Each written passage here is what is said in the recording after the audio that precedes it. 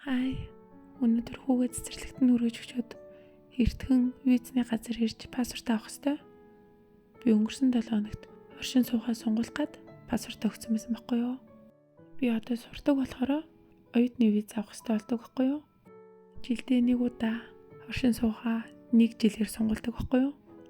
Тэгээд би ихтэй хамгийн анх цаа нэг бакалаврт ирчих үед за бараг 10 жилийн өмнө амар гэдэг гэсэн шүү дээ. Тэр үед ингээд сургууль дээрээ ирчээд багштай паспорт өгчнө. Тэнгүүд багш өөрөө оюутныхаа өмнөөс ингээд паспортын очиод хөсөлтөс оршин суугын сонгуульчдаг за. Тэнийг сонголаараа амар урт хугацаагаар 4-5 жилээр ингээд ерөнхий их суралцах хугацаагаар нь сунгаад өгчдөг гэсэн шүү дээ. Одоо бол нэг тийм юм байхгүй. Жилээр л сонгоё. Тэгээ паспорт авчаад найзууд дээр очино. Манай найзууд Монголоос ирсэн байгаа юм. Тэгээ өнөөдөр универсал орч тоглоё гэж ирсэн. Хятадууд ингээд яг ажиллаар биш зүгээр чөлөө цагаа хамтдаа дими тэнж гадуур өнгөрөөх аягүй гарч тоглоё гэж ярьдаг за. Тэгээ хамгийн анх би нөгөө манай нэг найз гарч тоглоё гэхэлэр нь юу тоглох юм бол хэл амир хөөрэ гараад ирсэн чи зүгээр хамтдаа гадуур алхацдаг нэс.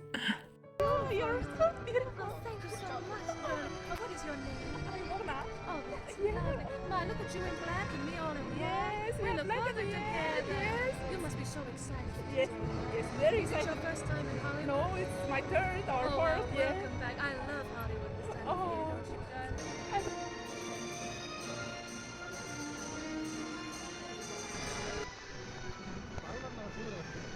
Ийшээ явахаар жоохон хүүхдүүд их хэрэг хэлдэг юм аа. Тэр хэсгээрээ арай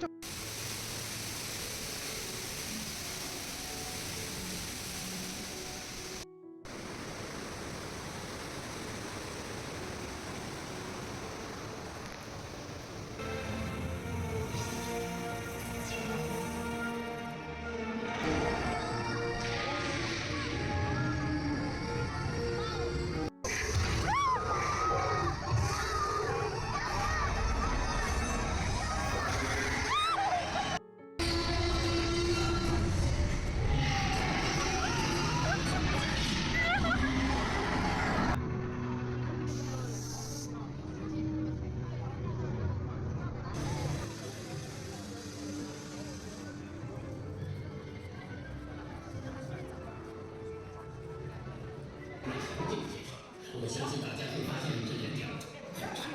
祝大家度过一段愉快的时光。我们的敌人可是罪大恶极的天杀，我有什么理由能去见真实的我？没这种情况，你看，我们整个石头大军呢，快出我上来欺负。 За энэ удаагийн бичлэгэн дээр 2 өдрийн бичлэг холбоод оруулжээ. Хай, хүүгээ цэцэрлэгт нь өргөжвэ. Өнөөдөр хагасаа өдөр.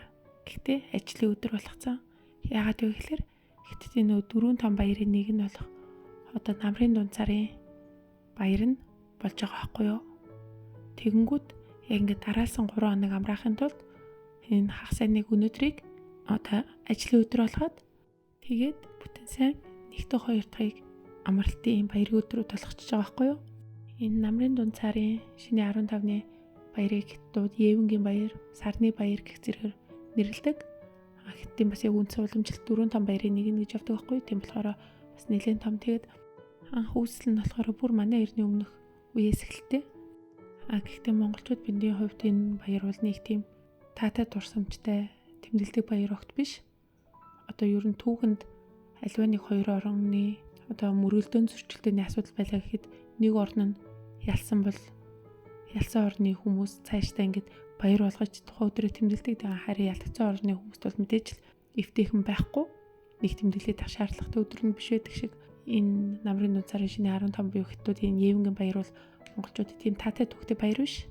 Яг түүхийн товчхон яриул одоо 1350-аад оны үед одоо Хувлаа хааны байгуулсан Юан гүрэн тэр Юан гүрний үед бол монголчууд засаг захиргааг барьдаг байсанараа яг одоо хятадуудын одоо 90% бүрдүүлдэг хань үндэстнийг дарлан дарангуйлж ингэж захирч байдаг байсан. Одоо жишээ нь ингэж хүмүүсийн нийгмийн ингэж давхраг үүсгчээд монголчууд бол хамгийн дээд зэргийнх нь харин хятадын хань үндэстэн бол хамгийн доод зэргийнх нь ч юм уу тэгэж ингэж ангилдаг байсныг одоо хятадууд шинэ 15-ны өмнөх өдөр нь ингэж за бид нар ийм түүхэн уламжлалт ийм баяртай юм аа. Тэгээд үүгээрээ Евэн солилцдог юм аа гэдэг ингээд хятад хоорондоо Евэнгээ солилцохдоо дунд нь ийм захиа өчээд хоорондоо солилцсон байдаг.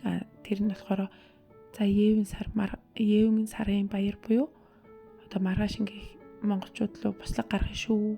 Зэр зэвсгээ бэлдээрэй ч юм уу те. Нэг тиймэрдүү захиа бичснээс болоо тэгээд одоо яг шинэ 15-ны өдрөө хятадууд буслаг гаргаад тэгээд тэр буслаг бол маш их хүчтэй өрнсөн болохоор ер нь ингээд юан гүрэн задрахын эхлэл болсон гэж ярьдаг болохоор ер нь ийм түүхтэй.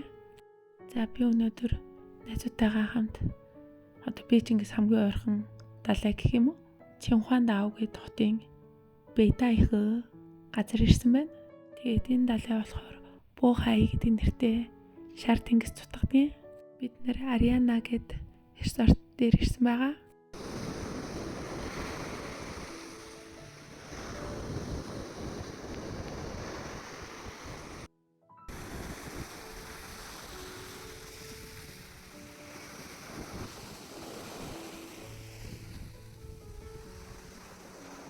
Энэ газар Бээжингээс 300 км орчим зайтай. Ер нь хурдны галт ирэхээр цаг 30 минут. За 2 цаг яваал ирчтэй. Энэ resort дээр уг нь яг ингээ буудлаа аваад тэгээд байрлаж үзүүл илүү гоё. Данч биднэрт бол ер нь цаг бага байсан болохоор хоноогүй. Энэ resort дээр буудлаа аваагүй бол үүдэнд нь хүний 50,000 төгрөг төлж орж ирдэг. Харин Бээжингээс наашаа ирэх хурдны галт ирэх одоо хоёр талдаа бол хүний 250,000 төгрөг орчим болдог. Манай найзууд жоохон ичимхий болохоор өөрсдөө бичлэгэнд орохгүй гэсэн шүү за. Яагаад найзуудыгаа гаргаагүй ингэж байваа. За өнөөдөр өдөртөө багтаад сайхан аялчаад харж байна. За бай бай.